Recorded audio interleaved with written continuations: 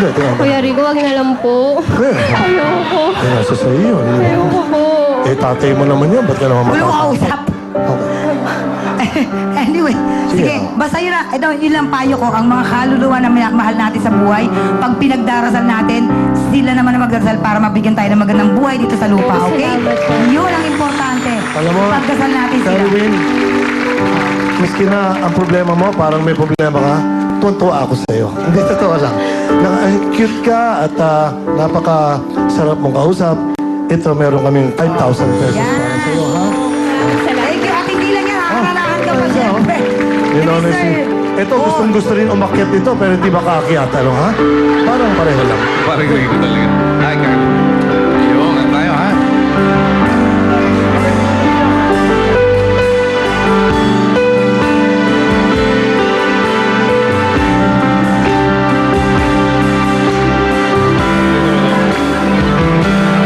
There's always gonna be another mountain. I'm always gonna wanna make it move. Always gonna be an uphill battle. Sometimes I'm gonna have to lose. Ain't about how fast I get there. Ain't about what's waiting on the other side.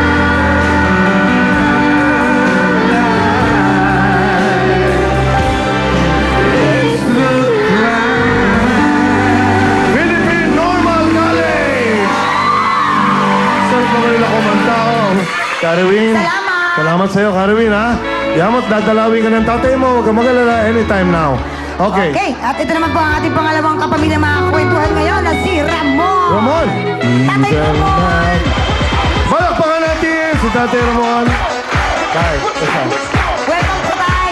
Mabuo kayo! Si Tatay parang... Ako, ang feeling ko sa'yo parang masyadong makulay ang buhay mo. Feeling ko lang. Ha? Kumusta naman, boss? Okay lang po. Kumusta ang uric acid mo? Yeah. Ayos din po. Okay lang. Normal Mataas po yun. ba? Normal yun. Kumustahin mo muna yung sayo bago sa kanya. O talaga. Anyway. Okay. Ano po ang kwento sa likod ng inyong team song na... Even now. I love that song. Ganda na. Ayan. Ito po yung team song namin dati kong asawa. Dati, Oo. buhay pa siya. Hindi, ako pa, buhay pa siya. Oo, buti na yung malinaw. Boss, okay. So, ikwento mo na. Paano ba nangyari ito? Ako ay dating seaman na matagal na ako nag-abroad. Ngayon, noong una, maganda ko namin mag-asawa. Samahan. Samahan. Nung habang tumatagal, napapansin kong nag-iiba na ang takbo ng aming pagsasama. Gaano katagal ba, boss? Gaano katagal ka Apo, nandun bilang sa barko? seaman. Pagka nagkaroon ka ng kontrata, ganyan? Isang taon? Depende ako. Yung kontrata ko, 12 months. Hmm. Sa nag-extend pa ako ng mga 1 year, ganyan. Nag-extend. Ganyan, 2 years. Kasi, para umakong ko sa pamilya ko. Opo, so, klaro lang po, ilang years po kayong naging isang seaman? Bali, nag-start ho ako na 1978. Hanggang sa huminto ko na 2000. Calculator Tapos na. kailan kayo nagkita ng asawa nyo? Taon-taon, umuwi ako dahil nung nangyari ho to sa akin noong 1994 na umuwi ako na may naanakan ho ang asawa ko ng iba. Ng iba? Na hindi pa Seaman din, hindi? hindi ho. Yang naging kaibigan ko na pagdating ko sa bahay na meron ng baby. Pero tinanong ko yun sa asawa ko. Parang nararamdaman ko na may nangyayari na. Ngayon, pinalipas ko muna ang ilang araw. Tapos habang ng gabi, kinumpranta ko na ang asawa ko na ano ba talaga nangyari? Ba't niya ganito?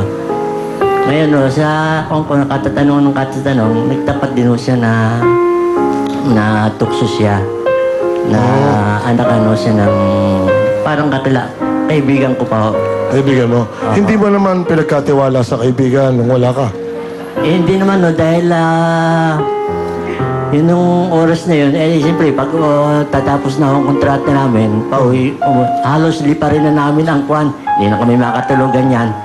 Ngayon, pagdating ko sa bahay, ganun ang nangyari na May bata kayong May nagat na, may bata. baby. May Ilan po baby. ba yung anak Hindi niyo ba ninyo? naisip na baka anak niyo rin yun? hindi, ang nagtapat na ho sa akin yung Ah, asawa nagtapat ko. na. Okay. So, nung nagtapat po sa inyo, ano po ang unang hakbang na ginawa, Ginawa po? niyo? Ang ginawa ko, hindi ho ko nag-init ng kung sinaktan ko asawa ko. Tama ho yun. Basta kinimkim ko yung sarili kong problema. Hindi ko ho ito pinagtapat sa mga kapatid ko. Basta sinulo ko ang problema habang ako'y nagpabakasyon. Kinakausap ko pa rin ho sila dahil ayaw ko hong masira ang pamilya ko eh. Oo. Ayaw kong kumalat ang problema ko sa ibang tao. Oo. Kaya anong nangyari ho, habang ako palis na uli, humingi ho siya sa akin ng tawad. Ngayon, habang ako nasa barko ho, susulatan ho kami. At may nakakarating din ho sa akin hindi magandang balita. Nagpatuloy pa rin po yung relasyon niya doon sa kaibigan niyo. Oo. At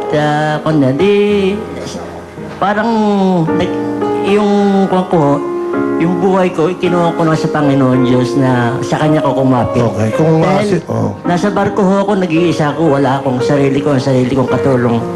Kaya ang ginawa ko na lang ho, pinasa Diyos ko na lang na, napatawad mo na ba yung asawa mo? o pinatawad ko na ho siya. Kaya kasi kung ang Diyos nga ho, nakakapagpatawad Tama. ng tao. Tama. Ramon, Kumusta po kayo ngayon? Kayo po, bilang, siyempre, hiwalay na po kayo. Ako po ay nanunuluyan sa aking kapatid at siya po ang kumupop sa akin dahil ngayon ho, ang tira kong may palipat-lipat ako sa mga kapatid ko. Hindi pa kayo nag-iisip na maghanap? Parang nawala na ako ng na parang kasi siya ang una at huli ko na minahal Kasi baka may pakilala sa inyo si Marco Sison. Baka... dahil yun ako usap. Kasi parang nakunaho ko na yung nagsarado na yung puso ko eh. Nagsarado na ho. ang puso niya. So, Anong aral, pare Ramon, ano sa tingin mong aral na po pwede mong sabihin, i-share sa ating mga i-share manong. sa atin? Ano dapat? Katulad mong serviceman ka, dapat ba isama mo sa barko yung asawa mo? Ano bang... At napakabuti Ano ba dapat? ninyo, sobra. Hindi, tama, di ba? Ang masasabi ko lang po sa lahat ng mga tao dito, kung kayo may mga problema sa buhay, huwag niyo hong pakadibdibin. Lumaban niyo yung problema. Tama. Huwag kayong patalo Tama, sa problema. tama. Tama. Yan. Dahil Oo. lumapit lang kayo sa Panginoon. Tama. Amen, amen to that. Ano, Totoo po ano ba? yan. Okay. Kumusta naman ang relasyon niyo doon sa bata? Nakikita niyo ba? Di niyo ba sinasampal o sinusunod? Hindi ho. Hindi ho dapat yun, ano? Alam naman, pinagtapat nung ina sa bata na ang tunay mong ama ayun si ganon. Hindi. Ayos naman pala. Pero ang tawag niya ho sa akin, Papa rin. Oo. At Ano ho ang dala niyo apelido? mga apelido ko pa rin. ho. Apelido mo? Oo, Wow, apelido ko pa. napakabait niyo po. Galing. Anyway, Hindi ko siya kinuha na... opo, napakabuti niyo, Apelido ko sobra. pa rin ako. Ngayong hiwalay na kayo, meron ka bang mensahe na dati mong kinikimkim doon sa asawa mo? Alam mo naman tayo, di ba? Kailangan sabihin Apo, natin. ano pa yung mensahe? Ito May pagkakataon niyo na po. Pare ito. Ramon, ayan na. At least yan, buhay pa. Okay. Sen, Sabi mo. kung saan ka man naroon, ang masasabi ko lang sa iyo, sana nasa maayos ka, malakas ka, at alagaan mo din ang sarili mo. At mahalin mo ang mga bata. Mahal mo pa rin ba siya? Mahal mo. Mahal na mahal pa rin ho. Dahil kung pwede pa lang ho, gusto ko pang mabuo ang pamilya ko uli. Wow, yan ang lalaki. Oh, kahanga-hanga kayo. Sir Ramon, salamat Magiging po. ganyan din ako sa iyo, Poki. Ito ho yung 5,000 pesos, ho. Parang sweetness namin sa inyo. Poki, Salamat ikaw, po. kahit anong mangyari sa iyo,